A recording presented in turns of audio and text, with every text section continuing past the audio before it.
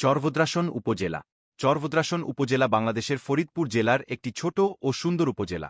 পদ্মা নদীর কোল ঘেঁষে গড়ে ওঠা এই উপজেলা প্রাকৃতিক সৌন্দর্য এবং ঐতিহ্যের জন্য বিশেষভাবে পরিচিত।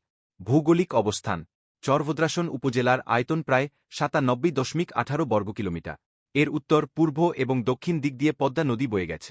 প্রাকৃতিক সৌন্দর্যের পাশাপাশি নদীভাঙনের মতো চ্যালেঞ্জও এই উপজেলার একটি উল্লেখযোগ্য বৈশিষ্ট্য। অর্থনীতি ও জীবনযাত্রা: চরভদ্রাসন মূলত কৃষিনির্ভর একটি উপজেলা।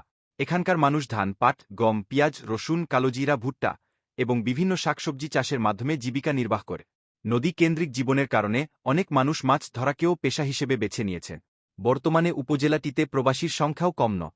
শিক্ষা ও সংস্কৃতি: শিক্ষার ক্ষেত্রে চরভদ্রাসনে বেশ কিছু সরকারি ও বেসরকারি কলেজ, বিদ্যালয় এবং মাদ্রাসা রয়েছে। যদিও এটি একটি গ্রামীণ উপজেলা, শিক্ষার হার প্রতিনিয়ত উন্নতি করছে। এছাড়া এখানকার মানুষ তাদের নিজস্ব সাংস্কৃতিক ঐতিহ্য বজায় রেখেছে। নৌকা বাইচ এবং গ্রামীণ মেলা এখানকার অন্যতম জনপ্রিয় বিনোদন। পর্যটন আকর্ষণ: চরভদ্রাসনের প্রধান আকর্ষণ এর প্রাকৃতিক সৌন্দর্য। নদীর ধারে বসে সূর্যাস্ত উপভোগ কিংবা বর্ষার সময় নদীর ঢেউয়ের শব্দ শোনার অভিজ্ঞতা মনোমুগ্ধকর। চরভদ্রাসন উপজেলা বাংলাদেশের একটি গ্রামীণ, শান্তিপূর্ণ এবং ঐতিহ্যবাহী অঞ্চল।